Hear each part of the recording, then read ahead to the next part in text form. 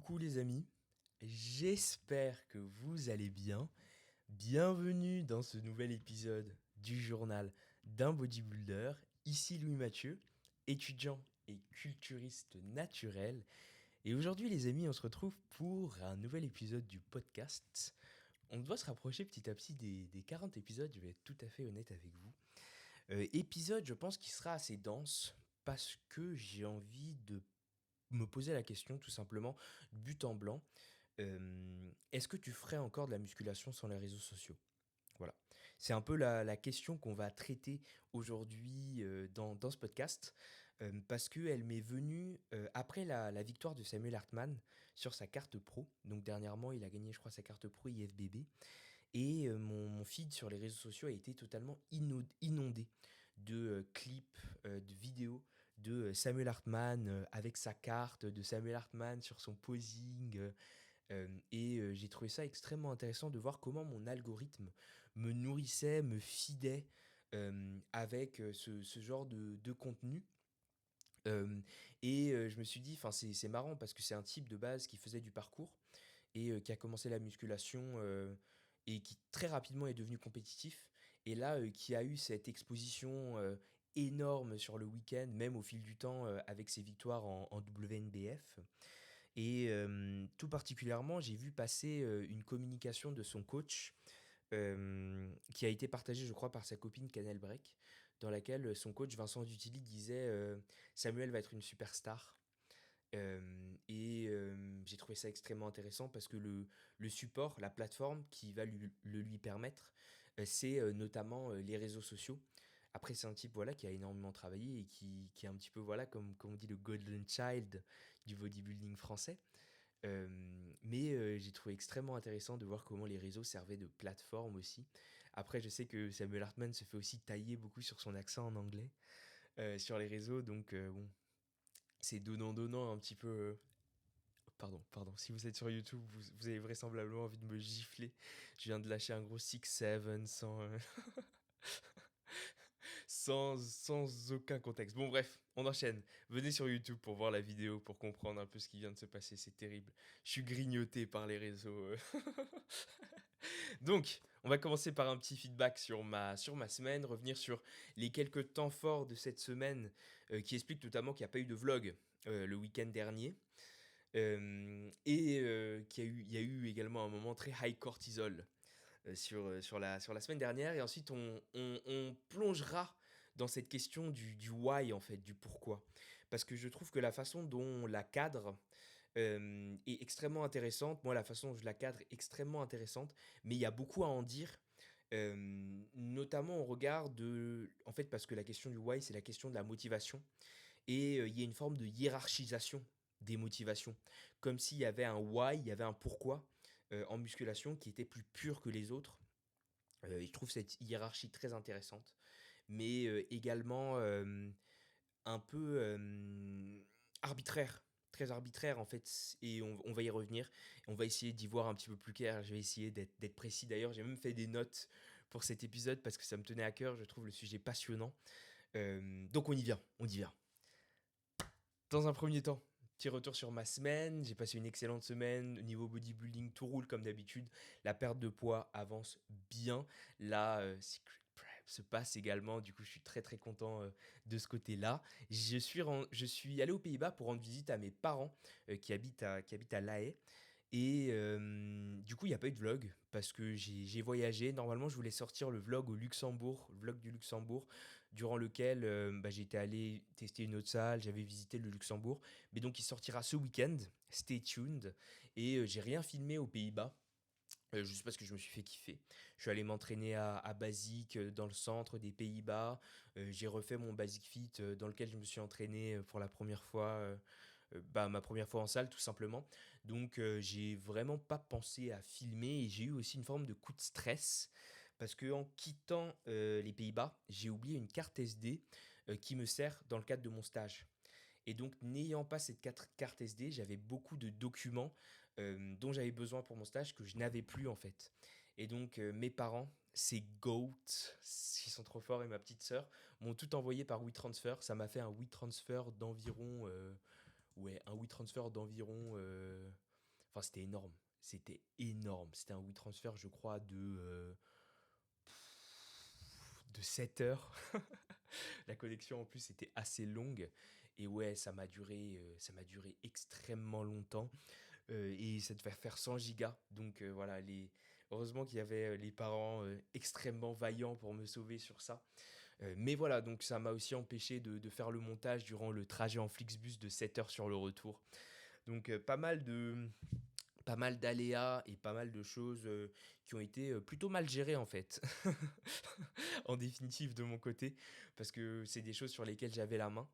Mais bon, ça va me pousser, je pense, sur les semaines à venir à être d'autant plus circonspect et d'autant plus précis quand bah, je vais devoir prendre des décisions et faire des trucs. Essayer de ne pas avoir l'esprit totalement volatile et faire les trucs sans y réfléchir, ce qui peut devenir un petit peu un point négatif en prep à certains moments. Je sais que cette prep par rapport... Oh, je dis les termes en fait, je dis les termes comme ça. Mais je sais que cette année par rapport aux années à la dernière fois, j'ai l'impression d'être un petit peu plus maître de ce que je fais, un petit peu plus rationnel, un petit peu plus raisonnable.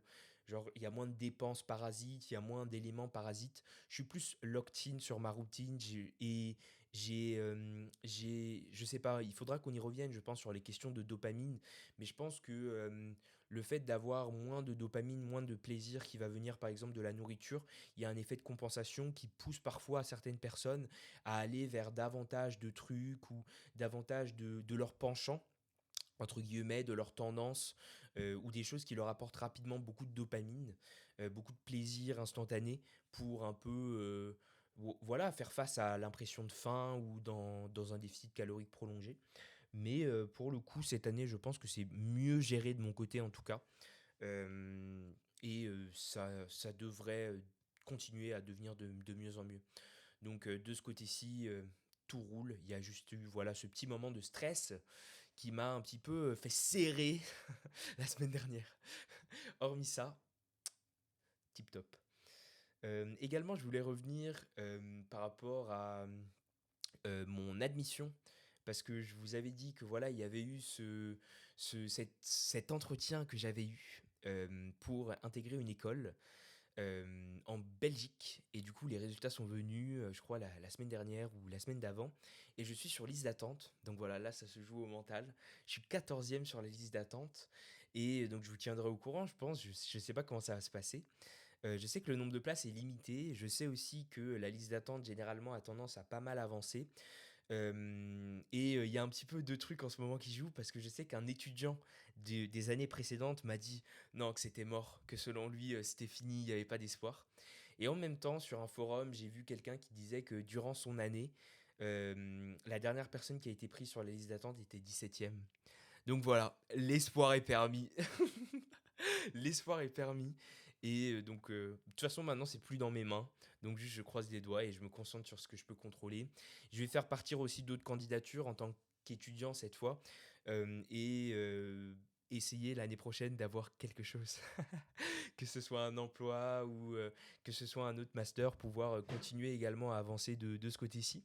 À côté du coaching en ligne qui me plaît également et je me plais vraiment à accompagner des gens. D'ailleurs, si vous êtes intéressé, n'hésitez pas en commentaire ou alors à me dropper un petit DM pour discuter éventuellement d'un accompagnement. J'ai peu de clients et bah, j'y accorde vraiment de l'importance. Donc voilà, pour ce chapitre un peu pro et retour sur les semaines. Également un élément extrêmement important pour moi qui m'a fait tellement plaisir.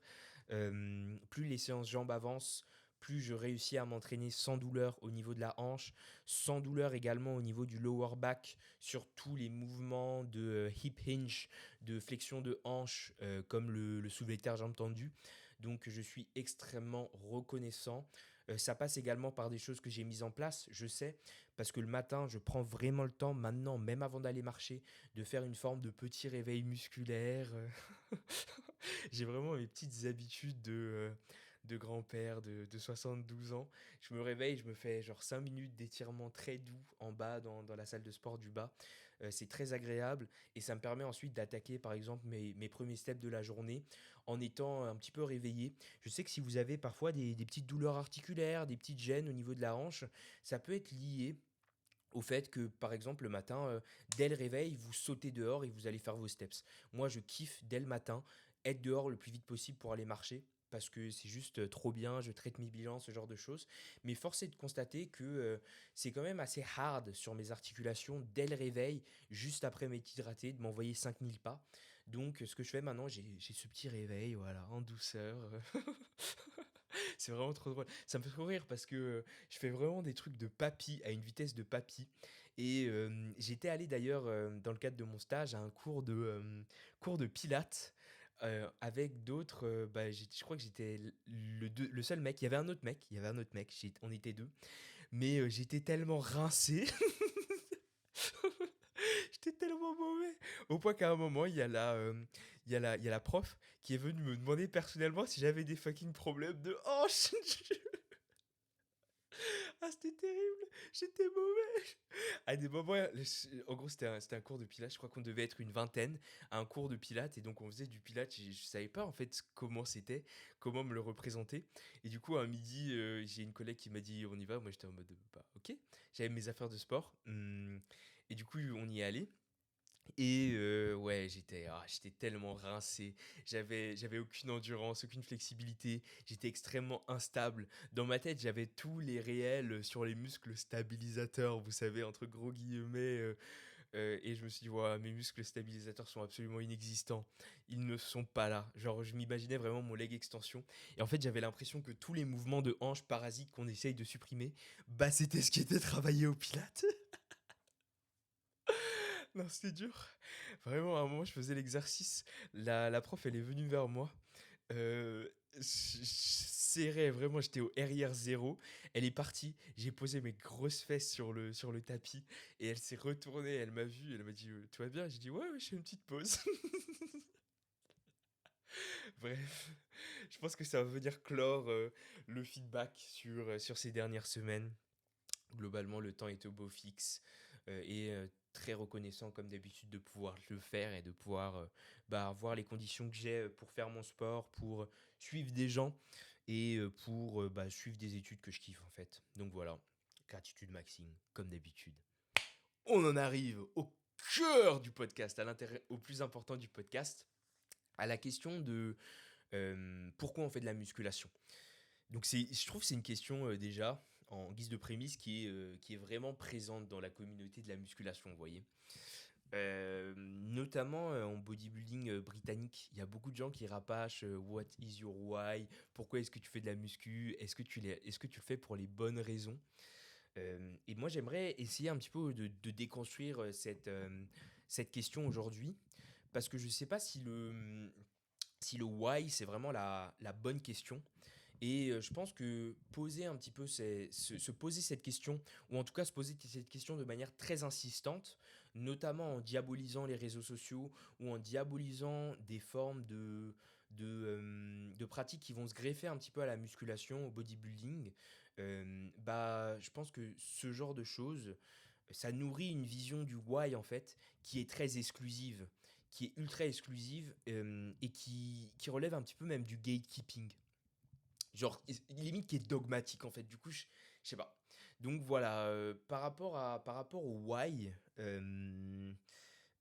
pour commencer, il y a les coachs YouTube et les athlètes. Ça me fait toujours bizarre quand, notamment, je pense notamment à Natural Bodybuilding Worldwide, qui est un peu le site ambassadeur du bodybuilding naturel. D'ailleurs, je vous renvoie vers leur lien. J'essaierai de le mettre en description si vous connaissez pas.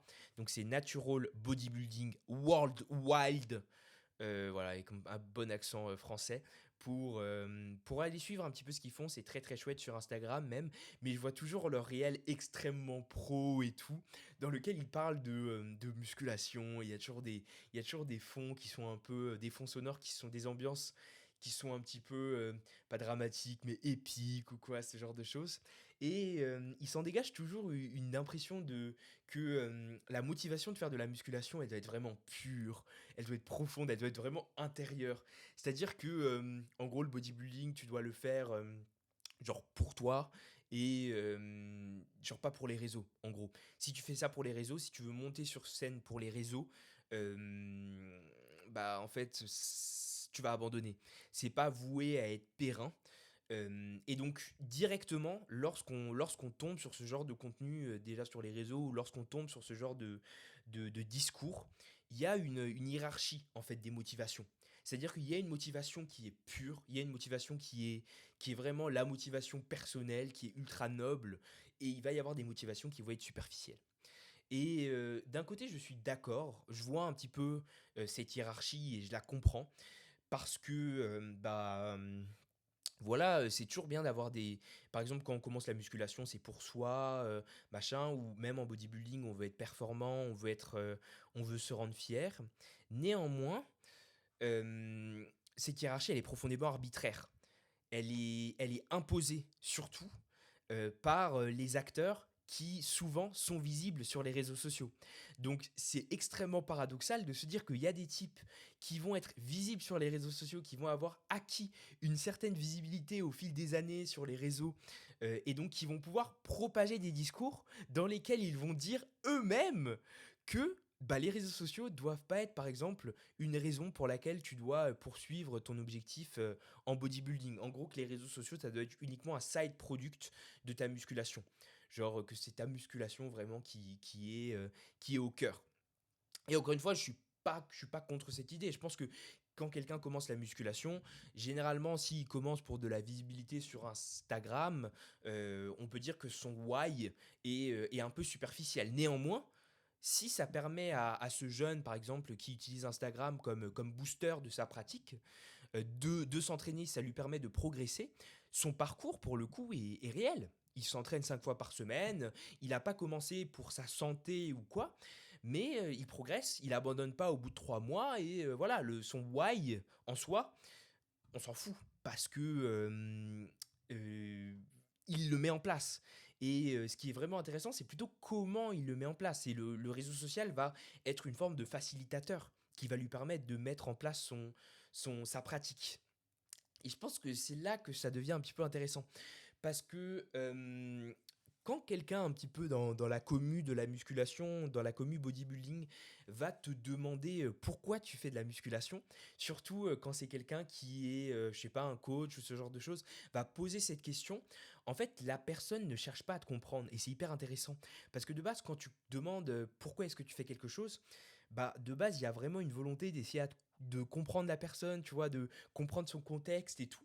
Mais ce que j'aime pas dans le framing du why, par exemple en bodybuilding, qui va être très noble et qui va être il faut le faire pour les bonnes raisons, c'est que ces bonnes raisons, elles sont extrêmement vagues. Et en fait, ça va pas être chercher à comprendre la personne, ça va pas être chercher à comprendre pourquoi tu le fais, ça va être davantage moralisateur, je trouve, et ça va chercher à valider ou à invalider une forme de légitimité dans la musculation, une forme de légitimité dans ton sport. Et je pense que c'est applicable un peu à tous les sports, parce que je voyais ça par rapport à l'Irox, à tous les gens qui faisaient leur Irox à Paris, au Grand Palais, et moi perso, ne me demandez pas pourquoi, mais mon feed s'est métamorphosé. J'ai aucun attrait personnel pour l'Irox, je veux pas en faire, mais mon feed me propose maintenant des contenus Aerox. Bref, c'est extrêmement bizarre et je cautionne pas ça du tout. Et notamment, ce qui revient, il y avait pas mal de choses qui revenaient sur le fait que les athlètes Aerox ne feraient pas d'Aerox sans les réseaux sociaux. Et je trouve que ce genre de claim, ce genre de statement, le mec qui va répéter les synonymes en anglais parce qu'il est incapable de trouver un mot en français. Merde. Ce genre d'affirmation, en fait, certes, elle va partir d'un bon sentiment qui va être celui de dire oui, il faut faire du sport pour les bonnes raisons, pour soi, pour sa santé. Mais en fait, l'effet qu'elle va avoir, l'effet que ce genre de formule va avoir, c'est qu'elle va venir valider ou invalider une légitimité par rapport à la pratique de quelqu'un, par rapport à la façon dont quelqu'un fait du sport. Et ça, je trouve que c'est vraiment du gatekeeping. En fait, c'est une façon de porter, de parler du vrai bodybuilding, du vrai aerox, du vrai sport, qui est fermé à ceux qui n'ont pas la bonne façon de le pratiquer. Et je trouve ça extrêmement dangereux. Je trouve ça extrêmement dangereux parce que c'est aussi ce genre de récit qui va venir délégitimer, par exemple, les gens qui font de la musculation. Et on va leur dire ouais, mais ce que tu fais, c'est pas du vrai sport. Ouais, mais ce que tu fais, c'est pas la vraie façon de faire du sport, machin. La musculation, c'est pas un sport. Alors que, en soi, Certes, la musculation ne va pas mener à des concours ou ce genre de choses, mais ça reste une pratique sportive et à ce titre, c'est considéré comme un sport. Et donc, paradoxalement, les gens qui vont brandir un peu le why comme la meilleure façon de motiver ta musculation, qui vont dire que ton pourquoi, ça doit être vraiment ton carburant en musculation, en fait, c'est les gens qui vont avoir le plus d'ego dans leur pratique. Et je pense que cet ego, il est néfaste et qu'on devrait plutôt, au lieu de penser au why, le plus intéressant à mes yeux, c'est de penser au how, de reframe, d'essayer de changer un petit peu notre perception, de shifter un petit peu notre perception en musculation. Et au lieu de penser au pourquoi, de penser au comment. Parce que plutôt que de te demander pourquoi tu t'entraînes, et si tu le fais pour les bonnes raisons, si tu te fais pour des raisons nobles, je trouve ce qui est central, c'est de te demander comment tu t'entraînes. Je trouve que c'est vraiment une question qui est plus honnête, qui est plus utile, parce qu'elle va driver plus de résultats, et surtout qui est plus juste, parce que ton comment, il est observable, et tu peux le mesurer, tu peux l'améliorer, il est honnête, parce que ton why, il est flou, il est inconscient, de toute façon, il peut changer au fil du temps, et il va changer au fil du temps, normalement, dans ta musculation, alors que ton how, ton comment, il est concret, et il est concret au fil des séances. Typiquement, pour reprendre l'exemple du type qui va se faire de la musculation et qui va utiliser les réseaux comme booster, comme facilitateur en fait de sa pratique, ça va être pour lui une façon d'y adhérer. Bah en fait son comment il est rempli. Parce que comment, bah, les réseaux vont lui permettre de s'entraîner et il va s'entraîner, il va aller au gym, il va faire sa musculation, il va produire du contenu sur sa musculation. Et je trouve ça extrêmement intéressant, par exemple des figures comme Lucas Guif qui durent dans leur pratique et qui adhèrent à leur musculation, qui adhèrent à leur pratique via la création de contenu et qui vont en fait en faire une façon de partager. Il y a pas mal de noms qui me reviennent et cette envie de partager, bah, je trouve que euh, elle va venir repositionner un petit peu le regard. Et je sais pas, je trouve que le comment, en tout cas, au lieu de penser au pourquoi, penser au comment, ça te permet aussi de neutraliser un peu le jugement extérieur. Parce que le pourquoi, bah, il va être flou, il va venir aussi de l'extérieur, il va être imposé de l'extérieur. Parfois, les gens vont te demander pourquoi tu fais ça, machin, même tes proches te le demandent. Alors que le comment, il est très lié à toi et tu as vraiment la main dessus. C'est-à-dire, c'est ta motivation, c'est est-ce que tu t'entraînes bien, est-ce que tu progresses, est-ce que tu respectes ton corps, est-ce que tu respectes les autres. Enfin voilà, c'est vraiment plus englobant, je trouve, et plus efficace même que le pourquoi en termes de questions. Raison pour laquelle, voilà, je pense qu'il n'y a pas d'intérêt à stigmatiser les athlètes qui vont avoir des pratiques un petit peu différentes de toi, pas forcément dans la même vision du processus, du pourquoi, notamment les athlètes plus jeunes qui vont s'entraîner, qui vont faire les choses différemment et qui vont en fait mettre les choses en place, mais qui auront juste pas en fait le même pourquoi que toi. Voilà, donc c'est peut-être pas des puristes en soi qui s'entraînent depuis 10 ans, qui, euh, qui pratiquent le vrai bodybuilding comme les anciens, mais les anciens aussi disaient ça, hein. Je pense que les anciens disent ça de nous aujourd'hui, et ils pensent vraisemblablement qu'on s'entraîne pas bien, qu'on pratique pas la vraie chose en fait dans sa noblesse. Mais en fait, enfin, de la même façon que les anciens peut-être nous interdisaient un petit peu de pratiquer comme on voulait, bah, je pense qu'on a un peu une responsabilité de pas bloquer les débutants dans leur façon de faire. Autre exemple, les gens qui mettent des bandes sur le hack squat pour s'entraîner, il y a beaucoup de débutants qui font ça, et je vois beaucoup de gens qui les taclent sur les réseaux en disant ouais c'est pas la bonne façon de faire, machin, c'est pas la bonne façon de pratiquer. Alors qu'en réalité, pour moi, il y a une forme d'ego aussi. Il y a une forme d'ego lifting derrière ça, derrière le pourquoi. En fait, c'est la tangente en fait de cette question de pourquoi tu veux le faire et de shifter ta vision du pourquoi au comment. C'est une question d'ego en fait.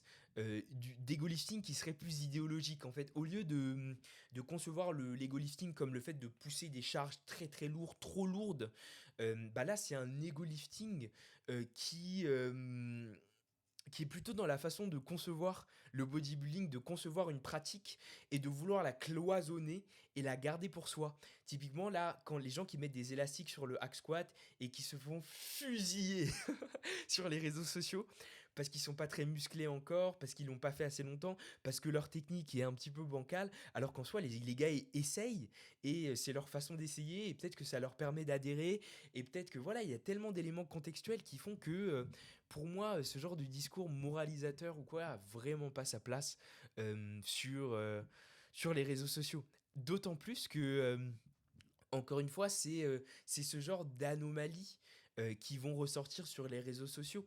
Parce que l'algorithme, il va promouvoir ce qui est extrême, ce qui est inhabituel, ce qui polarise. Et il faut se dire que ces gens, bah, ils vont ressortir de manière d'autant plus souvent, en fait. Ils vont ressortir très souvent, les gens qui font les choses différemment sur les réseaux sociaux. Et donc, ça va vraiment exciter, ça va affoler, en fait, les gens qui ragent contre eux. Et enfin voilà, je trouve les réseaux c'est quand même un beau bordel par rapport à l'ego entre les gens qui vont partager des trucs juste parce que voilà ils sont jeunes, ils savent pas vraiment ce qu'ils font, mais ça va vraiment prendre parce que c'est très inhabituel. Et nous en fait qui sommes peut-être un petit peu plus euh, voilà, qui avons un peu plus de bouteilles, un peu plus de pratique, et les gens encore derrière nous qui ont encore plus de bouteilles, qui voient les choses différemment, il y a toutes ces opinions qui vont se confronter. Et je trouve que dans ce joyeux bordel, dans ce méli-mélo, le plus important, c'est vraiment le comment. C'est-à-dire la façon dont, au quotidien, tu vas exécuter les choses, en fait, tu vas faire les choses. Je pense qu'il est mille fois plus intéressant que le pourquoi. Et donc pour répondre à la question, est-ce que moi je ferais de la muscu sans les réseaux? Bah en fait c'est si je le fais et si je me concentre sur le comment au quotidien, sur le fait de réfléchir à comment je vais faire les choses, à comment je vais exécuter ma séance avant d'aller m'entraîner, comment ensuite je vais manger, bah je pense que oui je le ferais sans les réseaux, absolument, parce que bah c'est quand même extrêmement passionnant en fait de réfléchir à son processus dans l'instantanéité et dans le fait, certes, d'avoir un plan sur le long terme, d'avoir des objectifs, d'avoir un pourquoi qui est plus grand que soi, qui est un peu transcendant. Mais voilà, cet épisode, j'aimerais vraiment qu'il soit ancré en fait dans le comment, dans le présent. Et qu'on essaye un petit peu de se départir de ce pourquoi quasi idéologique qui est extrêmement important ou quoi. Parce que, in fine, je pense qu'on s'en bat les reins. Je pense que c'est pas si important que ça pour être tout à fait honnête. Je pense que ouais, sur cet épisode, j'ai probablement vraiment yap. Je sais pas si je me fais comprendre, je sais pas si vous avez des opinions qui sont différentes, mais si je devais résumer en quelques phrases, je pense que en fait poser la question aux gens de pourquoi ils font la musculation et porter des jugements qui sont dévalorisants sur les gens qui vont faire les choses différemment de soi, en fait, c'est juste un outil de jugement, en fait. Le why en musculation, c'est juste un outil de jugement qui n'est pas vraiment un outil qui permet aux gens de progresser. C'est-à-dire que lorsqu'on va poser ce genre de questions, certes, dans le bodybuilding britannique, ça va vraiment être lié à un ensemble de valeurs, un ensemble de principes, mais est-ce que c'est vraiment un framing, est-ce que c'est vraiment un cadre de lecture du bodybuilding qui permet de faire avancer des jeunes générations qui, elles, sont vraiment immergées dans les réseaux sociaux et du coup voient la musculation très différemment, voient la musculation de manière totalement liée aux réseaux sociaux. Limite, vous voyez, c'est la même chose intrinsèquement. Et du coup, ce pourquoi, je pense qu'on devrait le faire shifter et plutôt penser au comment. C'est-à-dire même dans ma façon, moi, d'envisager la façon dont les jeunes pratiquent, au lieu d'arriver avec des a priori et de me dire waouh, lui, il fait pas pour les bonnes raisons, il fait pour les réseaux, genre, il sait pas s'entraîner, machin. Bah, j'essaie vraiment de me concentrer sur le comment. Quand je vois des gens arriver sur mon feed, je me dis, et même moi, en fait, quand je crée du contenu, je le fais c'est dans mon pourquoi parce que j'ai envie de partager ma pratique et je trouve ça chouette d'éduquer les gens, mais c'est aussi dans mon comment parce que ça vient nourrir mon bodybuilding, ça vient nourrir aussi le regard que je porte sur ma propre pratique. Et en fait, je pense qu'on devrait laisser les gens pratiquer comme ils le veulent, voilà, et juste pratiquer soi-même comme on le veut. Je pense que les réseaux ne sont pas un problème et je pense qu'en fait, la question est-ce que je ferais de la musculation sans les réseaux, c'est oui. Mais je kiffe les réseaux quand même. Mais voilà, posez-vous la question, c'est extrêmement intéressant euh, de, euh, de shifter un petit peu sa perception sur ça. Donc je pense pas que les réseaux, in fine, sont le problème. Le problème, c'est vraiment la façon dont on se sert des réseaux et dont on a tendance à se servir des réseaux dans le feed game en particulier pour juger les autres et pour porter des jugements sur les pratiques des autres. Voilà. Et toi qui m'écoutes, à quoi est-ce qu'il ressemble ton how? À quoi est-ce qu'il ressemble ton comment? Déjà, à quoi est-ce qu'il ressemble ton pourquoi? Et à quoi est-ce qu'il ressemble ton comment? Et qu'est-ce que tu penses du fait de plutôt réfléchir en termes de comment plutôt qu'en termes de pourquoi par rapport à ta musculation? Parce qu'en fait, bah, voilà, c'est le comment qui va te permettre de continuer sur le long terme. En soi, on s'en bat les couilles que... Désolé, excuse-moi du langage. On s'en fout. In fine, quand tu avances dans ta musculation, tu t'en fous que tu aies commencé pour te sentir bien dans ton corps. Bien sûr, ça a son importance. Mais ce qui va être vraiment plus prégnant à mes yeux, c'est comment est-ce que tu vas réussir à continuer, comment est-ce que tu vas réussir à concilier ta musculation avec la suite de ta vie. Donc voilà, petit terreau pour réflexion. N'hésite pas si ça a fait naître chez toi des questionnements, des idées, à me les partager en commentaire. Je suis tout oui, ou à me partager ça sur Instagram. Je serais très très chaud de t'écouter. N'hésite pas également à t'abonner, noter, partager le podcast, les amis. J'ai besoin de votre soutien, de vos likes et de vos partages. Pour le journal d'un bodybuilder, comme d'habitude, les 5 étoiles sur Spotify. Les 5 étoiles sur Spotify si ce n'est pas encore fait. Et moi, c'était un plaisir, comme d'habitude, de t'avoir dans un podcast du journal d'un bodybuilder. Je te retrouve très très vite pour un prochain épisode. Si Dieu le veut, la semaine prochaine, j'essaierai d'être régulier. C'était LMF. Prends soin de toi et à bientôt. Allez, salut.